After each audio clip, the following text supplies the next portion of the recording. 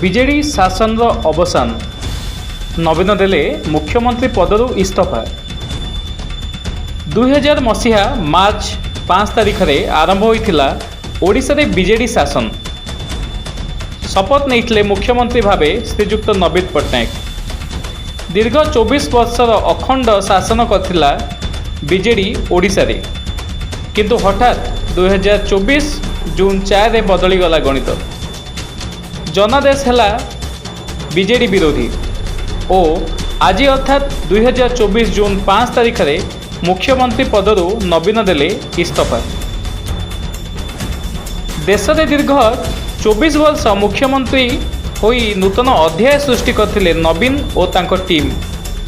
आज साधारण निर्वाचन रे पराजय हेबा परे श्री नवीन पट्टनायक राज्यपाल श्री रघुवीर दास को तांको बासभवन में भेट होई निज इस्तीफा पत्र प्रदान करथिले।